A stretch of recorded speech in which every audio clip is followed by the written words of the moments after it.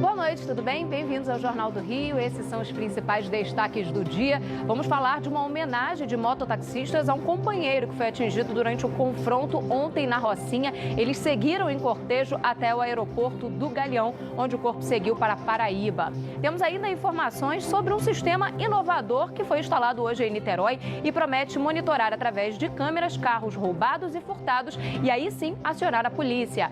Detalhes também sobre uma descoberta apresentada hoje no Museu Nacional. Peças egípcias foram resgatadas dos escombros. E mais um dia de homenagem a Beth Carvalho. Hoje, completando uma semana da morte da madrinha do samba, teve samba para comemorar. Imagens, inclusive, ao vivo. Daqui a pouquinho a gente vai trazer todas as informações para você. Tudo isso em 30 segundos aqui no Jornal do Rio.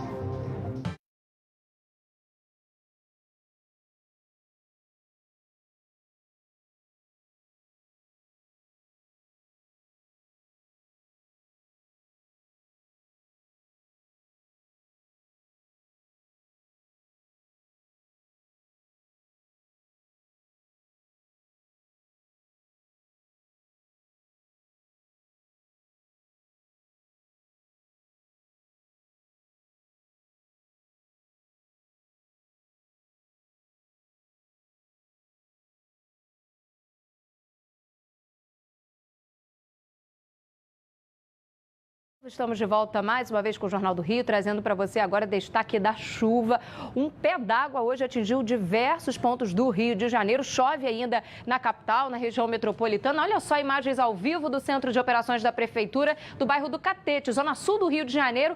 Ali é a rua do Catete com Silveira Martins. Olha só, os carros passando devagarzinho, já alagamento nessa área, alagamento também em vias próximas da região. E a previsão é de mais chuva ao longo das próximas horas, possibilidade também de vento forte. Essa frente fria que chega por aqui deve diminuir pouca coisa a temperatura. Hoje a máxima foi de 30, amanhã a máxima deve chegar aos 28 graus e a expectativa é de que a partir de quinta-feira não chova mais no Rio de Janeiro. Seguimos trazendo outros destaques para você. Trouxemos imagens agora há pouco de uma manifestação, de mototaxistas que aconteceu no meio da tarde de hoje. Levou aí centenas de motociclistas pelas ruas da Zona Sul do Rio de Janeiro. Olha só essas imagens. Eles saíram da Rocinha, aí nesse trecho, centenas deles seguindo em cortejo o corpo, do Joselino Soares, de 27 anos. Ele que morreu ontem durante uma operação da Polícia Militar na comunidade da Rocinha. De acordo com informações da própria polícia, ele foi atingido por uma bala perdida. Alguns moradores da região questionam essa versão, mas o que a gente sabe é que esse protesto seguiu ontem, interditando algumas vias, e hoje essa motociata, como eles chamaram, seguiu lá da Rocinha até o aeroporto do Galeão. Lá o corpo foi levado para Paraíba, cidade, terra natal, do Joselino. A polícia segue acompanhando esse caso. Vamos mudar de assunto, vamos trazer agora informação ao vivo com o Fernando Davi. Ele tem mais detalhes para a gente sobre o julgamento daqueles militares, Fernando, que foram acusados de executar 2 pessoas em Guadalupe durante uma abordagem. Conta pra gente. Pois é, Thaís, boa noite para você, uma ótima noite a todos. Está marcado para amanhã, 1h30 da tarde, no Superior Tribunal Militar em Brasília, o julgamento feito pela defesa, o julgamento desse pedido de habeas corpus feito pela defesa dos 9 militares que mataram esses 2 homens em Guadalupe. A gente tem as imagens, do dia desse crime horroroso, horripilante que aconteceu lá na Zona Norte do Rio de Janeiro. O relator desse processo já negou esse pedido de liminar no dia 12, alegando que não havia aparência de ilegalidade na decisão pela prisão preventiva. Agora, esse mesmo pedido, Thaís, vai ser analisado pelo colegiado do Superior Tribunal Militar, com uma diferença, A diferença que a Procuradoria-Geral de Justiça Militar, o órgão de acusação, Thaís, deu um parecer favorável à soltura desses réus. Portanto, não se surpreenda, Thaís, se amanhã a gente der a notícia aqui no Jornal do Rio que a Justiça Militar autorizou que esses 9 militares que atiraram mais de 80 vezes contra um carro que nem atitude suspeita estava e que mataram 2 homens inocentes, que esses 9 militares sejam autorizados pela Justiça a responder em liberdade a esse julgamento, a esse processo pela morte desses 2 inocentes, Thaís. Valeu, obrigada, Fernando. E olha, eu não sei você, mas você de casa também, se surpreender com uma decisão dessa, a gente não se surpreende, a gente só lamenta, né? Vamos mudar de assunto, vamos falar sobre o lançamento em Niterói de um novo sistema de segurança. Esse sistema que usa câmeras para identificar com mais velocidade veículos que foram clonados, furtados ou roubados. Acompanhe a reportagem. Ao todo, 70 câmeras inteligentes estão distribuídas em pontos distintos da cidade. Algumas delas em portais, como aquele ali. A ferramenta não só identifica placas, como outras características do veículo. Vou dar um exemplo de um adesivo qualquer, uma inscrição qualquer, tá? Com Deus, que é muito comum. Tá? Então eu lanço essa informação, a pessoa não viu a placa, mas viu que tinha um adesivo, né, escrito alguma coisa Deus. E ele vai me dar todas as possibilidades dos carros que passaram. É lógico que para objetivar a pesquisa eu defiro o dia, uma faixa de horário, né? Porque cada vez que eu consiga maior definição, melhor é a pesquisa. Então, nesse caso, olha lá, nas mãos de Deus. Outra possibilidade. Deus é fiel. E por aí vamos. O mecanismo também pode auxiliar numa investigação, já que todas as informações do trajeto feito pelos veículos são rastreadas e armazenadas. A gente começa a levantar exatamente, através da placa, quais são o percurso que foi feito por esse veículo e, com isso, a gente consegue ter uma facilidade de localizá-lo. De janeiro a março deste ano, foram registrados em Niterói 528 roubos de veículos. Ainda assim, houve uma redução de 15,54% em relação ao mesmo período do ano passado. Roubos de rua foram contabilizados 1.224 e também caiu em 19%. A expectativa é de que, com o novo sistema, esses números sejam reduzidos ainda mais nos próximos meses.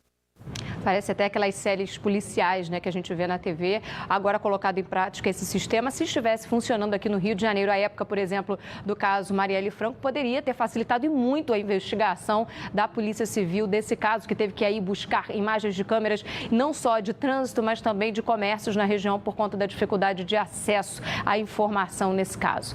Vamos mudar de assunto? Vamos respirar a partir de agora aqui no Jornal do Rio, pelo menos por um momento, né? Vamos trazer informações sobre uma coleção de artigos egípcios que foram encontrados. Essa coleção foi encontrada no Museu Nacional, nos escombros do Museu Nacional, e foi apresentada hoje. A Yasmin Bachu acompanhou e vai trazer os detalhes. Eles são pequenos, possuem apenas 2 centímetros cada, o equivalente a uma moeda de 5 centavos. Esses 8 amuletos estavam dentro do caixão da múmia da sacerdotisa cantora Shamun Insu.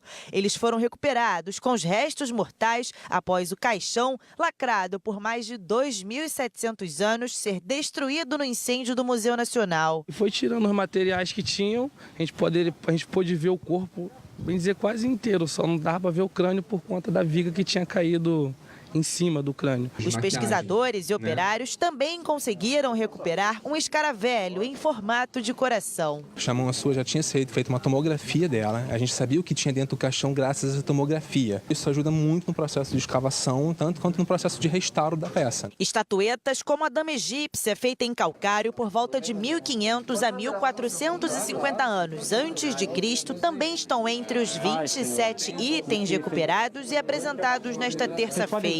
Essa é apenas uma parte do acervo egípcio que foi resgatada pelas equipes do museu.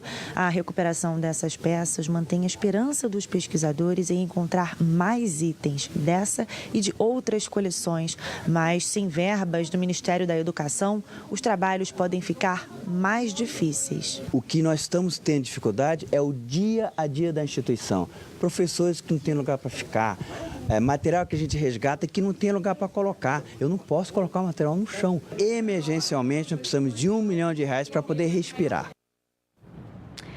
Vamos chamar agora a repórter Natasha Franco, que tem informações sobre uma homenagem que acontece a Beth Carvalho. Hoje completa uma semana da morte da cantora e, como não poderia deixar de ser, né, Natasha? Homenagem que acontece em ritmo de samba.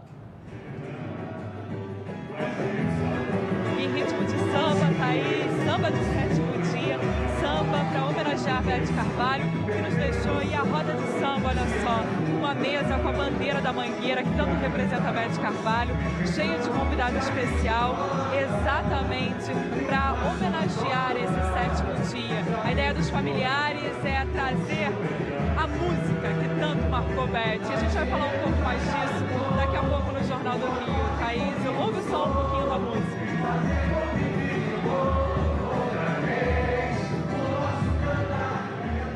Daqui a pouquinho a Natasha Franco está de volta com a gente. Daqui a pouquinho a gente também está de volta com o Jornal do Rio. Para falar de coisa menos feliz aí, né? De homenagens aí, a gente vai falar sobre a falta de remédios em farmácias populares. A situação está realmente grave e a gente vai contar essa história para você.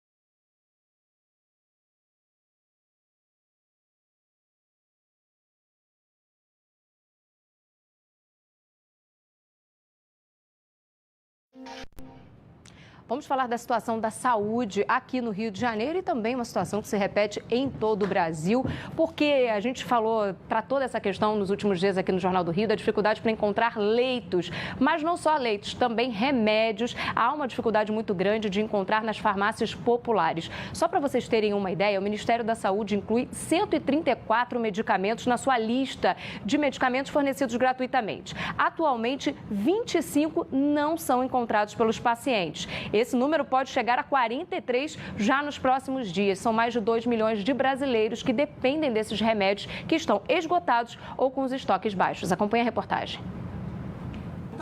O João tem 10 anos e nasceu com insuficiência renal. Aos 3, fez um transplante de rim e desde então leva uma vida quase igual a de qualquer garoto da idade dele. Só precisa de alguns cuidados especiais. Eu tomo 12 remédios. Todo dia? Todo dia. 2 vezes por dia, João tem que tomar estes imunossupressores para evitar a rejeição do órgão transplantado. O tratamento, coberto pelo SUS, tem um custo mensal superior a R$4 mil. Mas a Adriana, mãe dele, nunca sabe se vai encontrar os remédios na farmácia popular. Você tem um cenário, que é uma bomba relógio, que pode dar problema a qualquer tempo e a qualquer hora, você fazendo tudo certinho. Imagina se você não tem a medicação. É enlouquecedor. Meu filho é transplantado, vai fazer 7 anos, não tem um mês que eu vá na farmácia do estado com o coração na boca, com medo do que eu vou ouvir.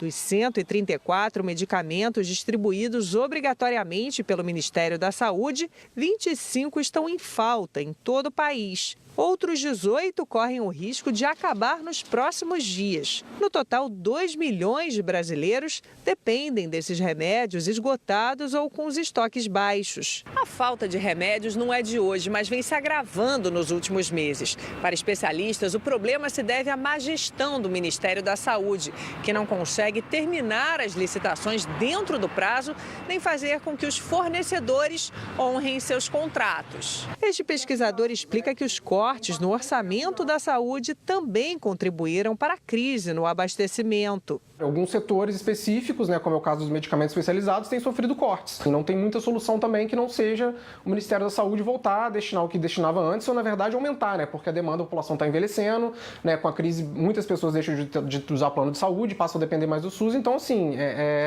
precisa de mais investimento público.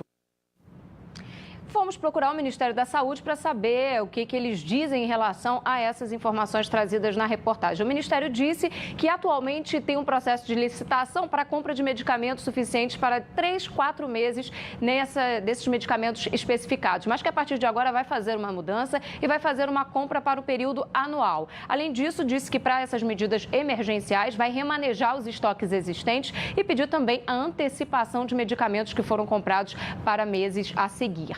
Vamos trazer aí para você agora um relato de que essa situação se estende aí por várias esferas do governo. A gente falou de governo federal, principalmente o Ministério da Saúde. Vamos falar agora do Hemorrio, que está ligado à Secretaria Estadual de Saúde. Entrou em contato com a Rádio Band News do Rio de Janeiro o Luiz Barbosa. Ele tem um filho de 24 anos que sofre de leucemia e precisava de um medicamento chamado Imatinib. Esse medicamento é usado no combate à leucemia, mas estava em falta no Hemorrio. Diante de uma fala muito dramática do Luiz, um ouvinte da Rádio Band News FM, o Nicolas Kritzinelles, entrou em contato com a rádio e ofereceu o medicamento. Acompanhe agora.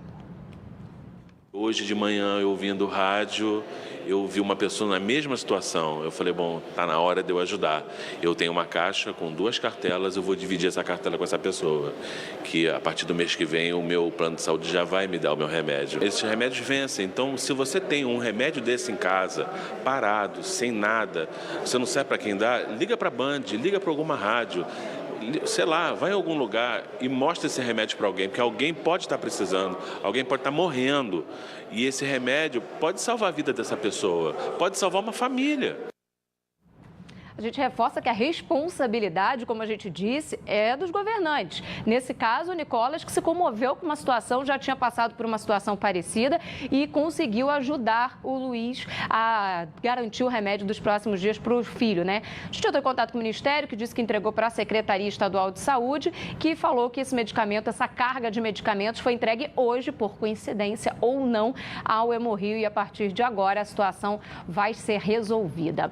E por falar em medicamentos, em cargas de remédios, a gente vai voltar a acionar o repórter Fernando Davi, que tem informações para a gente sobre uma carga recuperada de medicamentos hoje. Foi uma carga roubada e a polícia, que estava fazendo uma operação em São Gonçalo, conseguiu recuperar esse medicamento. Fala, Fernando. Pois é, Thaís? Para agravar mais esse quadro ainda, esses remédios parece que entraram na mira, dos criminosos. Pois bem, essa operação de hoje contou com agentes de unidade de elite da Polícia Militar, A gente está falando aí, olha só nas imagens, policiais do Batalhão de Choque, do Batalhão de Operações Especiais, também agentes do Canil, da PM. Esse caminhão de carga, Thaís, foi roubado na madrugada dessa terça-feira, na BR-101, aqui na altura de São Gonçalo mesmo, e foi uma denúncia anônima que levou os policiais até esse endereço no bairro de Jardim Catarina, que também fica na cidade da região metropolitana. Bem, nesse endereço aí, olha só, os policiais chegando na casa, vasculhando e aí encontrando esses caixotes com toda a carga que tinha sido desviada, avaliada em mais de 250 mil reais. São vários caixotes, medicamentos de diversas finalidades, para diversas doenças. Você vê aí todo o cuidado dos policiais, vasculhando a casa, ninguém sabia se tinha gente do lado de dentro. Bem, a informação que a gente tem, Thaís, é que nessa operação 4 suspeitos foram presos e além de toda essa carga de medicamentos, os policiais também apreenderam, olha só, os policiais saindo aí, portanto, com a carga de medicamento, levando para a viatura da Polícia Militar, de lá levada para a delegacia. Enfim, além dos medicamentos, os policiais também apreenderam 2 pistolas e uma quantidade de drogas, Thaís. Valeu, Fernando. Só lembrando que o Fernando Davi volta a qualquer momento com qualquer atualização para a gente aqui no Jornal do Rio. Vamos mudar de assunto, vamos falar sobre a situação financeira do Estado. Agora a Secretaria de Fazenda Estadual vai iniciar uma campanha para cobrar os devedores, dos pequenos aos grandes. Além disso, para movimentar a economia, vai reduzir os impostos de setores estratégicos, como, por exemplo, combustíveis e também o setor de bares e restaurantes. O Moderniza Rio tem a missão de, por um lado, facilitar a vida do bom contribuinte e, por outro, endurecer a fiscalização e a cobrança de pessoas físicas e de empresas em débito com o fisco. Uma meta de que em um ano, 100% dos serviços da Secretaria da Fazenda já sejam oferecidos pela internet. Tem o objetivo de facilitar a vida do bom contribuinte e, em contrapartida, que a gente também consiga estabelecer algumas medidas de força para o mau contribuinte, inspirada nos moldes de cobrança que o setor privado faz, bancos, basicamente, mostrando aí para o contribuinte os efeitos do não pagamento dos impostos. Atualmente, só a dívida ativa do Estado, ou seja, os débitos que passaram da esfera administrativa para a judicial, gira em torno de 90 bilhões de reais. Entre os maiores devedores estão empresas lucrativas como a Light, a CSN e a Petrobras. Uma das propostas do projeto é dar um tratamento personalizado a essas grandes devedoras. Outra novidade a ser formalizada em breve é uma redução do ICMS para alguns setores da economia, como bares, restaurantes e sobre a venda de etanol. Por mais contraditório que isso possa parecer, o governo acredita que diminuir a alíquota do imposto pode levar a um aumento da arrecadação.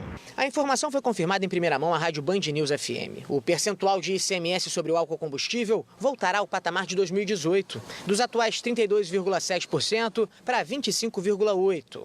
Na opinião do secretário de Fazenda, a medida reduzirá a sonegação. É equalizar as alíquotas excessivas de forma que todos paguem menos.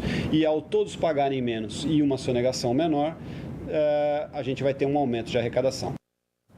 E olha só, o flagrante também enviado para a gente por um telespectador e um ouvinte também da Rádio Band News FM e checado pela Tatiana Campbell, uma língua negra em Copacabana. Conta mais dessa história para a gente, Tatiana. Passeia ou faz uma caminhada no calçadão de um dos cartões postais mais famosos do mundo, se assusta ao se deparar com esta língua negra. Moradores de Copacabana reclamam, além, claro, do aspecto feio que dá à praia, do mau cheiro. Ainda de acordo com as pessoas que moram aqui na região, essa língua negra, que está bem próxima à Rua Figueiredo de Magalhães, ela está aqui desde o último domingo e até agora nada foi feito. E aí a gente foi procurar as autoridades para entender, o que aconteceu para a situação chegar a esse ponto. O Instituto Estadual do Ambiente, o INEA, informou que não é responsabilidade deles, que seria assim uma galeria de águas pluviais, ou seja, água de chuva, e que diante disso a responsabilidade seria da Prefeitura do Rio de Janeiro. Nós entramos em contato com a Prefeitura do Rio, que ainda não divulgou uma nota, não divulgou uma informação sobre esse assunto. A gente vai continuar cobrando.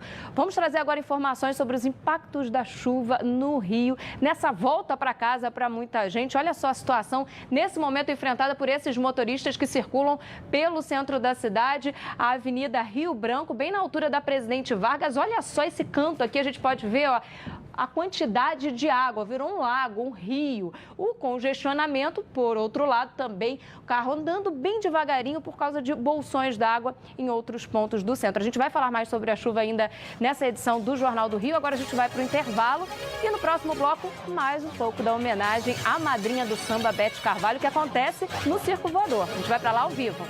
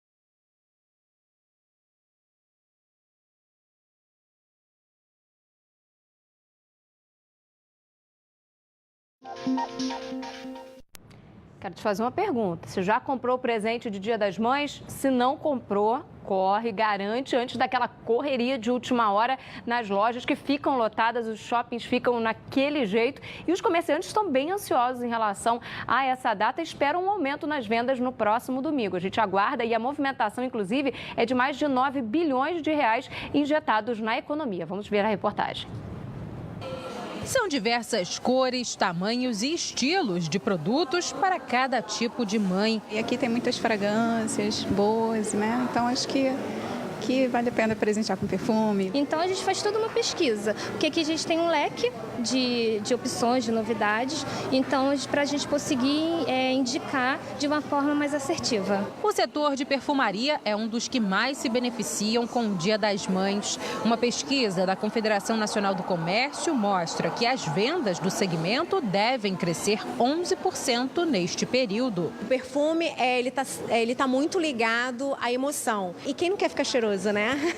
O segmento de cosméticos também deve ter o mesmo crescimento. A Eliane já deu a dica do que ela quer de presente. Não é uma indireta, é uma direta para eles, né? Os dois sentadinhos ali, mais a nora, mais a neta, então tá resolvido o problema do Dia das Mães, né?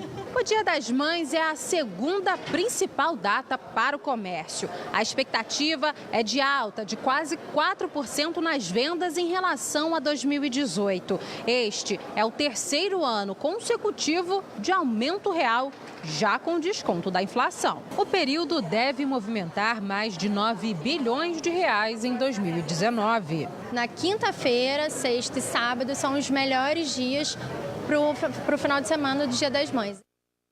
Você viu que ela foi bem direta, né? Já escolheu exatamente o presente que quer, já levou os filhos e a nora para acompanhar ali, para não ter erro no presente de Dia das Mães.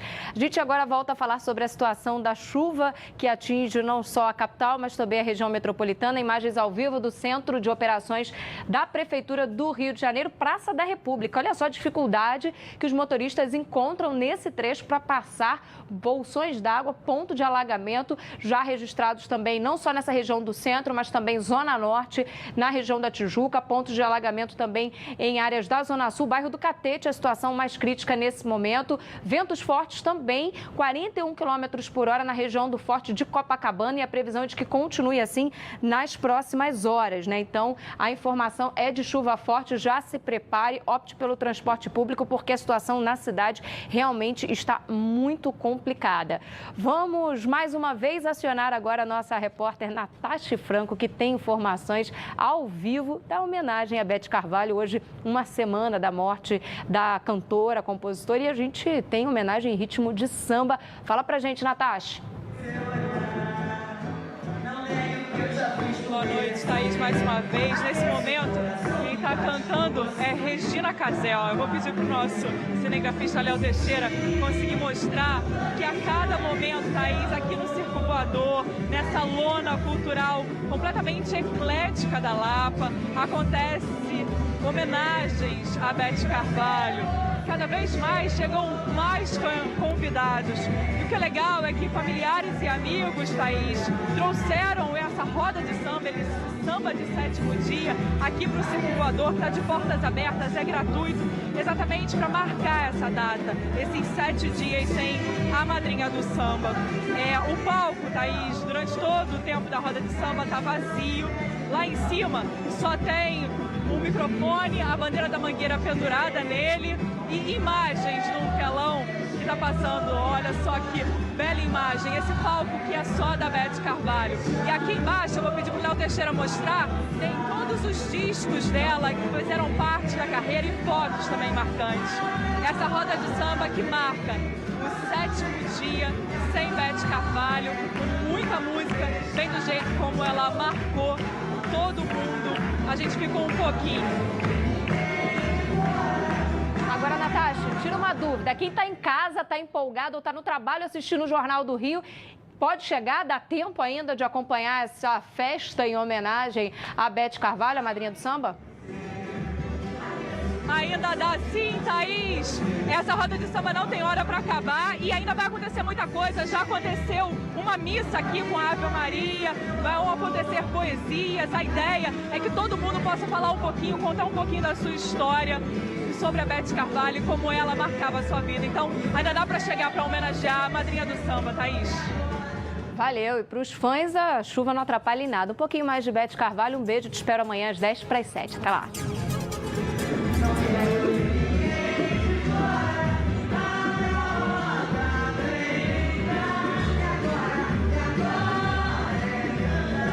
Comissão especial